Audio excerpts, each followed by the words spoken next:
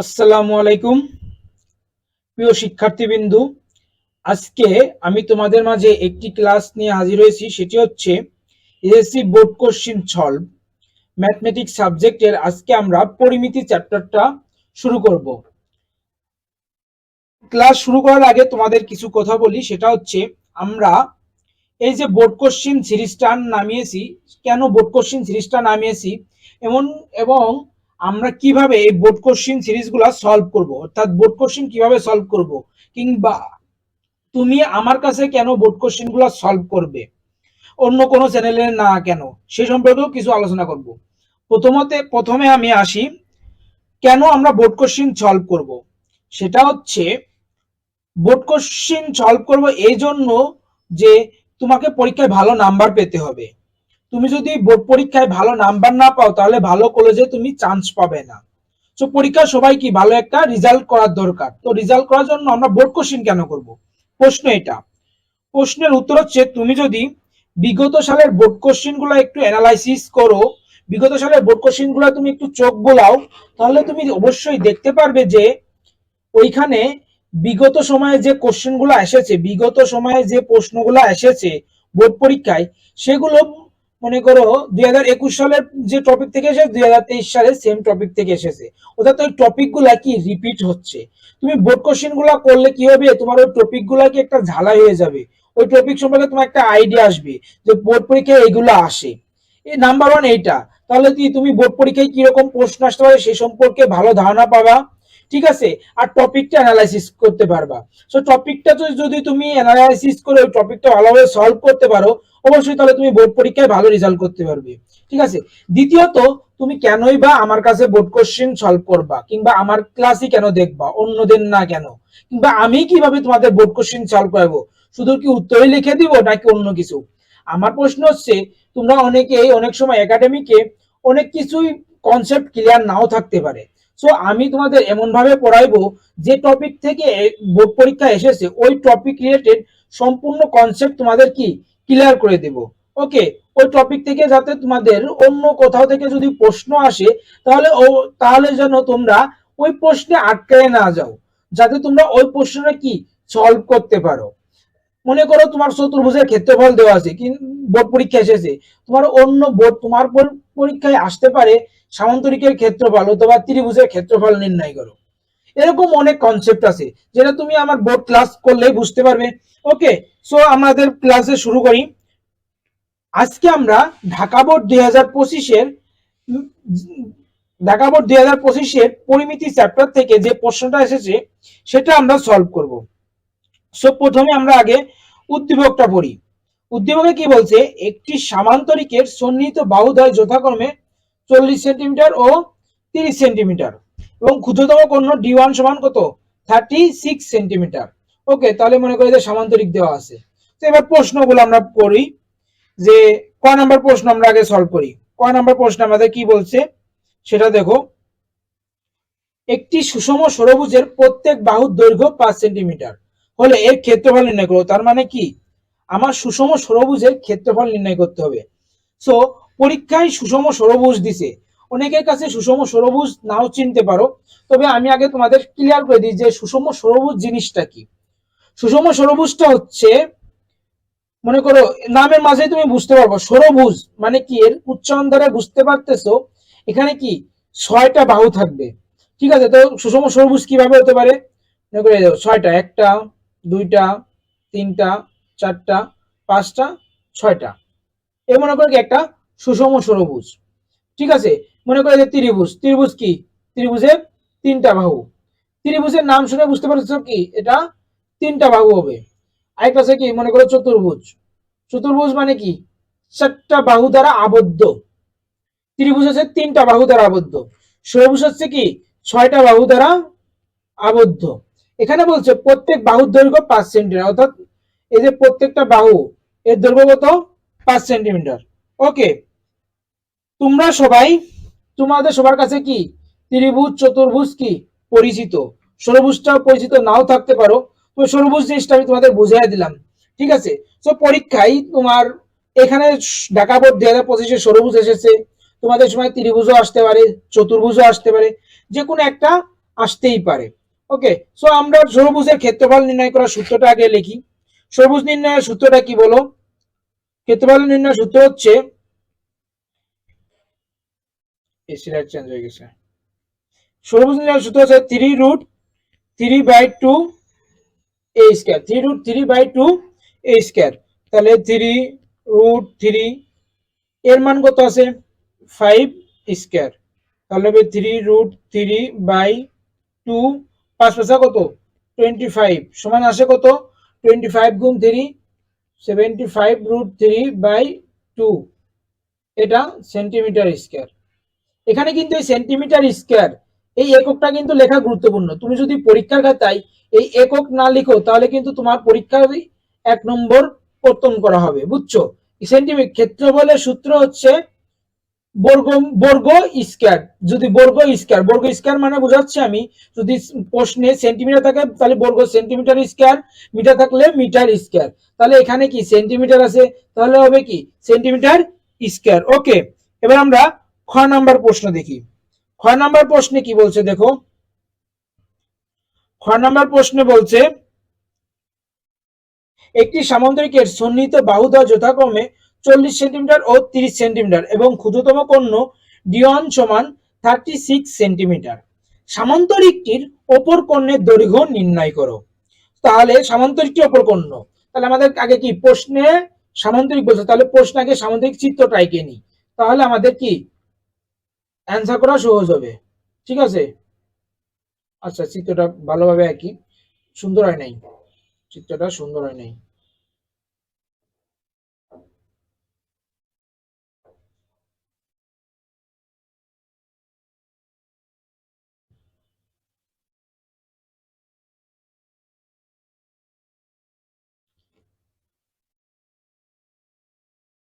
এই হচ্ছে সামান্তরিক A B C D, এই হচ্ছে সামান্তরিক। প্রশ্ন হচ্ছে এই যে 40 30, প্রশ্ন হচ্ছে কি দুইটা বাহুর মান দেওয়া আছে। তো সামান্তরিকের কি দুইটা বাহু পরস্পর সমান এবং কি সমান্তরাল, তাহলে এই বাহু আর এই বাহু কি পরস্পর সমান, তাহলে এটা কত হবে 40, এটা যদি 30 হয় এটা কত হবে 30। আরেকটা মান দেওয়া আছে সেটা হচ্ছে কর্ণের মান দেওয়া আছে। কিসের মান দেওয়া আছে, এই যে কর্ণ d1, এই কর্ণের মান দেওয়া আছে। তো কর্ণের মান কত আছে 36 সেন্টিমিটার। এখন আমাকে প্রশ্ন বলছে যে এই অপর কর্ণ কত, এই যে d2। আমরা জানি কি চতুর্ভুজের কয়টা কর্ণ থাকে, দুইটা কর্ণ এবং কি দুইটা বাহু থাকে। তো এই d2 এর মানটা নাই, আমাদের কি বলছে এই d2 এর মানটা নির্ণয় করতে হবে। ওকে, সো আমরা d2 এর মান কিভাবে নির্ণয় করব? তোমাদের একটা সূত্র এখানে মনে রাখতে হবে, সেটা হচ্ছে আমি লিখে দিই তোমাদের।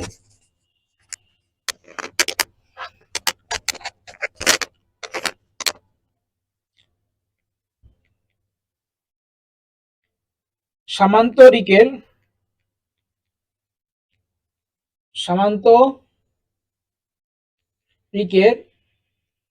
দুই কর্ণের বর্গের যোগফল হচ্ছে 2 ইন্টু এ স্কয়ার প্লাস বি স্কয়ার। এই সূত্রটা মনে রাখতে হবে, অর্থাৎ d1 স্কয়ার প্লাস কি d2 স্কয়ার সমান এত, বুঝছো? এই সূত্রটা কি আমাদের মনে রাখতে হবে। তাহলে এখানে d1 এর মান দেওয়া আছে, d1 এর মান কত দেওয়া আছে দেখো 36 স্কয়ার প্লাস d2 এর মান আমরা কি নির্ণয় করব, তাহলে 2 ইন্টু এর মান মনে করো এ আমরা 40 ধরি, এখানে যে কোনো একটা ধরলে হবে, বি এর মান মনে করো 30 স্কয়ার। এ এবং বি দ্বারা কি সামান্তরিকের দুইটা বাহু বুঝিয়েছি আমি।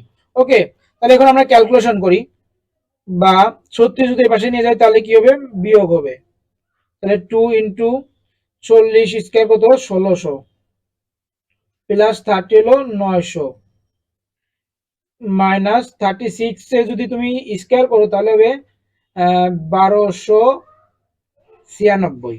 ওকে, তাহলে 2 ইন্টু 1600 আর 900 কত 2500 মাইনাস 1296, তাহলে এটা কত আসে 5000 মাইনাস 1296। তাহলে সুতরাং ডি টু আসে হলো রুট ওভার কত, এখানে বিয়োগ করলে আসে 3704 সমান কত 2√926 বা মনে করো এটা আসে, তোমরা আবার এসেও লিখতে পারো। সেটা হচ্ছে 16.8605 কত সেন্টিমিটার। ওকে, তাহলে দেখো আমরা কি অপর কোণের দৈর্ঘ্য নির্ণয় করতে পেরেছি। ঠিক আছে, কিভাবে করলাম? সামান্তরিকের দুইটা কোণ, যে এই সূত্রটা আমাদের কি মাথায় রাখতে হবে। এটা দিয়ে আমরা কি জাস্ট সূত্র অ্যাপ্লাই করছি, মান বসিয়ে ক্যালকুলেশন করছি। তোমরা কিন্তু অবশ্যই এখানে এই ভিডিও দেখে সূত্রটা আমার কাছ থেকে দেখে নিয়ে তোমরা নিজেরা প্র্যাকটিস করবা।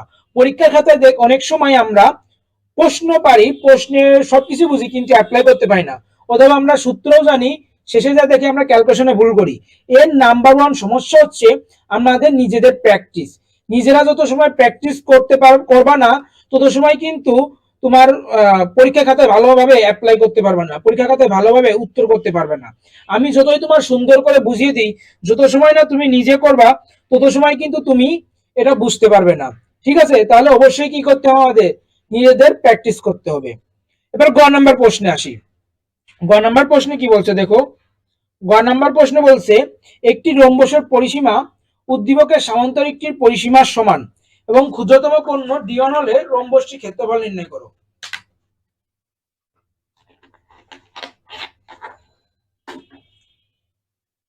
এখানে রম্বসের পরিসীমা সামান্তরিকের পরিসীমার সমান, তার মানে কি সামান্তরিকে যে দুইটা বাহু আছে, ঠিক আছে, এবং কি একটা কোণ, আমরা খ নাম্বারে কি আরেকটা কোণ, অত দুইটা কোণই কি আমরা বের করতে পেরেছি।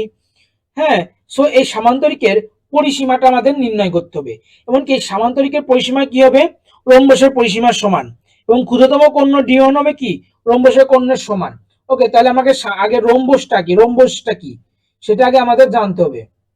রম্বসটা হচ্ছে এর রম্বসের কি চার বাহু সমান, মনে করো এটা এ হলে এটাও এ এটাও এ, এবং কি এর দুইটা কোণ থাকে। কোণগুলা কিন্তু সমান না, কোণগুলা কিন্তু কি সমান না। তার মানে করো এটা এ, এটা বি, এটা সি, এটা ডি। ওকে, সো সামান্তরিকে রম্বসের ক্ষেত্রফল, অর্থাৎ এই এ বি সি ডি রম্বসের ক্ষেত্রফল আমাদের নির্ণয় করতে হবে। সো ক্ষেত্রফল নির্ণয়ের সূত্র কি জানি? আগে আমরা ক্ষেত্রফল নির্ণয়ের সূত্র জানি, এটা D1, এটা D2। সো ক্ষেত্রফল নির্ণয়ের সূত্র হচ্ছে, রম্বসের ক্ষেত্রফল নির্ণয়ের সূত্র হচ্ছে D1 গুণ D2 বাই কত 2, অর্থাৎ কোণদের গুণফল ভাগ কত, কোণদের গুণফল ভাগ কত 2। এটা হচ্ছে কি রম্বসের ক্ষেত্রফল নির্ণয়ের সূত্র। বুঝছো? তাহলে কি আমরা D1 এর মান জানি, রম্বসের D2 এর মান জানি? জানি না আমরা তো। এটা তোমরা অনেকে কিন্তু এখানে এই যে এই D2 এর মান বসিয়ে দিবে, কিন্তু এটা এই D2 এর মান কিন্তু সামান্তরিকের, রম্বসের কিন্তু D2 এর মান বলা নাই, শুধু বলেছে সামান্তরিকের যে ক্ষুদ্রতম কোণ D1 এই মানটা হবে কি রম্বসের মান, অর্থাৎ এই মানটা কি রম্বসের D1 হবে। বুঝছো? তাহলে কি এখানে D2 এর মান নাই কি? এখন আমরা D2 এর মান কিভাবে নির্ণয় করব, রম্বসের ক্ষেত্রে কিভাবে নির্ণয় করব সেটা আগে আমরা বের করি। ঠিক আছে, সো রম্বসের ক্ষেত্রে যদি তুমি কোণের মানটা নির্ণয় করতে চাও, তোমাকে আগে পরিসীমার মানটা বের করতে হবে। তো সামান্তরিকের পরিসীমার কি মান আমরা জানি, তো সামান্তরিকের পরিসীমা আমরা নির্ণয় করি, কারণ সামান্তরিকের পরিসীমা কি রম্বসের পরিসীমার সমান। তাহলে সামান্তরিকের পরিসীমা আমরা সূত্র কি জানি? আমরা 2 ইন্টু বাহুগুলোর কি যোগফল, 2 ইন্টু বাহুগুলোর যোগফল, তাই 2 ইন্টু 14 30 কত আসে 17, তাহলে আসে কত 140। এটাই কি রম্বসের পরিসীমা, এটা রম্বসের পরিসীমা। এবার রম্বসের পরিসীমার সূত্র কিন্তু আমরা জানি, রম্বসের পরিসীমার সূত্র জানি। রম্বসের পরিসীমার সূত্র কি জানি? চারটা বাহু, তাহলে চারটা বাহু কি যোগফল, তাহলে রম্বসের এক বাহু হবে কি, রম্বসের এক বাহু, এক বাহু নির্ণয় করতে পারবো কি 140/4, কারণ চারটা বাহু যোগফল সমান আমরা জানি রম্বসের পরিসীমা। তাহলে 140/4 কত আসে দেখো, 140/4 35 সেন্টিমিটার। ওকে, এবার আমরা রম্বসের কোণের একটা সূত্র বসাবো, সেটা হচ্ছে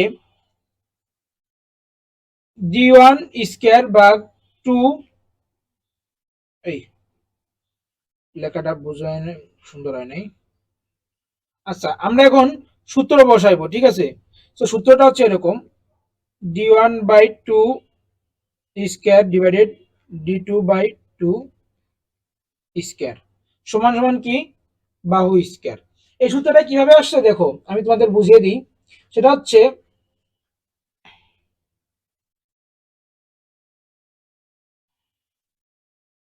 তোমাদের জন্য দেখো স্লাইড বানিয়েছি, ঠিক আছে। সূত্রটা কিভাবে হচ্ছে সেটা তোমাদের আমি বুঝিয়ে দিই। সেটা হচ্ছে এই যে এরকম, মনে করি এই যে রম্বস, এটা কি রম্বস, এটা কর্ণ, আকারটা সুন্দর হয় নাই। সো রম্বসের ক্ষেত্রে এটা যদি d1, এটা d2, ওকে, এটা d1, এটা কি d2, আর এই বাহু প্রত্যেকটা কি বাহু। সো রম্বসের ক্ষেত্রে এই যে কর্ণগুলোর যে মধ্যবিন্দু না, মনে করো এটা এ, এটা এ, এটা সি, তাহলে এ ও সি, এই মধ্যবিন্দু না, এই মধ্যবিন্দু এটা হচ্ছে 90 ডিগ্রি, এটা হচ্ছে কত 90 ডিগ্রি। তাহলে ত্রিভুজ এ ও সি কত 90 ডিগ্রি, তার মানে কি এটা এক সমকোণ, এটা এক সমকোণ। তো এক সমকোণের ক্ষেত্রে আমরা কিন্তু একটা সূত্র জানি, আর এই যে সমকোণ, এটা যদি সমকোণী ত্রিভুজ হয় তাহলে এটা কি হবে অতিভুজ। তাহলে এই ক্ষেত্রে আমরা কি পিথাগোরাসের সূত্র অ্যাপ্লাই করতে পারি, এসি স্কয়ার ইকুয়াল টু ভূমি স্কয়ার, তাহলে ও এ কি ভূমি, ওই এই স্কয়ার প্লাস কি ও সি স্কয়ার, ঠিক আছে। তো আমরা এসির মান কি জানি, এ, এসির মান এ স্কয়ার, আর ও এর মান কি, ও এর সমান কত d1, এটা ও এ, এটা কি d1 ভাগ 2, কারণ এই যে সম্পূর্ণটা কত, মনে করো এটা বি, এটা ডি, এই যে এ বি এটা সম্পূর্ণ কত ডি, আর ডি এর অর্ধেক অর্থাৎ ও এ কি এ বি এর অর্ধেক, তাহলে কি d1 ভাগ 2 হবে, d1 ভাগ 2 স্কয়ার, আর ও সি, ও সি সমান d2, এই ও সিডি, সিডি সমান কত d2, তাহলে ও সি হচ্ছে এই সিডি এর অর্ধেক, ও সি হচ্ছে সি, সিডি এর অর্ধেক, তাহলে কি হবে d2 ভাগ কত 2, তাহলে প্লাস d2 ভাগ 2 হোল স্কয়ার। তোমাদের এটা মাথায় রাখতে হবে যে রম্বসের ক্ষেত্রে কর্ণদের মধ্যবিন্দু, কর্ণদের মধ্যবিন্দু, এই যে একটা কর্ণ, এই একটা কর্ণ, এই কর্ণদের মধ্যবিন্দু যে কোনো এক বাহুর সাথে যে ত্রিভুজ তৈরি করে সেটা হচ্ছে এক সমকোণী ত্রিভুজ, বুঝতে পারছো। তো সমকোণী ত্রিভুজের সূত্র আমরা কি জানি, এই যে এটা সূত্র, ওকে। তো এবার আমরা সূত্রটা অবশ্যই বের করছি, এবার আমরা প্রশ্নে চলে যাই। এবার আমাদের প্রশ্ন, এই যে এই সূত্রটা আমরা কি কিভাবে নির্ণয় করছি হয়তো বুঝতে পারছো তো। তোমরা অনেকগুলো স্লাইড দেখছো, সেটা হচ্ছে তোমাদের বোর্ড কোশ্চেন সলভ। আমি ইনশাল্লাহ প্রত্যেকদিন না মানে আমি চ্যাপ্টার ওয়াইজ এরকম যে প্রত্যেকটা বোর্ড কোশ্চেন সলভ এরকম কনসেপ্ট ধরে ধরে তোমাদের সলভ করে দিব, ঠিক আছে। তো তোমরা অবশ্যই আমার ভিডিও ভালো লাগলে তোমার বন্ধুদের মাঝে শেয়ার করো এবং কমেন্ট করবা, কোনো জায়গায় যদি না বুঝো তাহলে অবশ্যই কমেন্ট করবা, আমি বুঝিয়ে দেওয়ার চেষ্টা করব। এছাড়া তোমাদের কোন চ্যাপ্টারটা সমস্যা আছে সেই চ্যাপ্টারটা আমাকে জানাবে, আমি ওই চ্যাপ্টারের উপর ক্লাস নিয়ে তোমাদের কনসেপ্ট ক্লিয়ার করে দেওয়ার চেষ্টা করব। অবশ্যই তোমরা কমেন্টে জানাবা, ও তোমরা অবশ্যই কমেন্টে জানাইও যে তোমাদের কোন চ্যাপ্টারটা আগে বোর্ড কোশ্চেন হলে ভালো হয়, হ্যাঁ। তো অথবা সামনে পরীক্ষা আছে, ক্লাস টেস্ট আছে, যে কোনগুলো হলে ভালো হয়। এখন আমরা ক্যালকুলেশন করি, d1 এর মান কত 36, ভাগ যদি 2 দেয় তাহলে কত আসে 18 স্কয়ার, d2 এর মানটা আমরা নির্ণয় করব, তাহলে d2 বাই 2 স্কয়ার, এর মান কত আছে, এর মান আমরা বের করছি 35, 35 স্কয়ার, ওকে। তাহলে 18 এর যদি তুমি 18 এর যদি তুমি স্কয়ার করো তাহলে আসে কত, 18 স্কয়ার করলে আসে 324, 324 plus d2 by 2 whole square সমান 35 স্কয়ার, কত 1225, ওকে। সো 1225, তাহলে এবার আমরা এই পাশে কি প্লাস আছে, এই পাশে কি আমরা মাইনাস হবে, তাহলে d2 বাই 2 হোল স্কয়ার হবে 1225 মাইনাস 324, তাহলে আসে কত দেখো 25 মাইনাস 324 901। তোমরা কিন্তু এই ক্যালকুলেশন অবশ্যই নিজে নিজে করবা, ঠিক আছে? তাহলে d2/2 হবে √901। তাহলে √901 কত আসে? 30 পয়েন্ট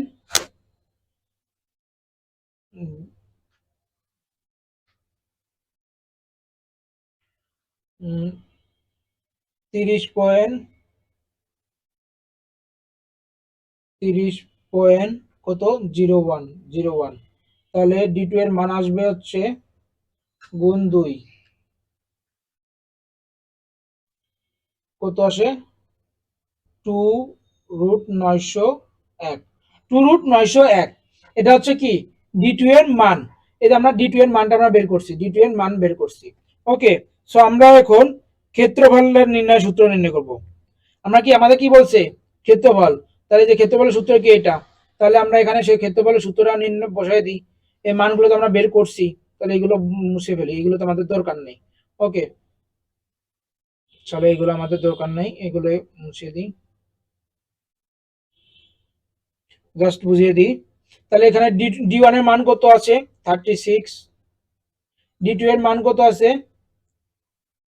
d2 এর মান আছে 2√901 901 ভাগ কত 2। তাহলে ক্যালকুলেশন করলে দেখো কত আসে, গুণ 36 ডিভাইডেড 2, 36√901। এটা হচ্ছে কি ক্ষেত্রফল, সেন্টিমিটার স্কয়ার দিবা, একক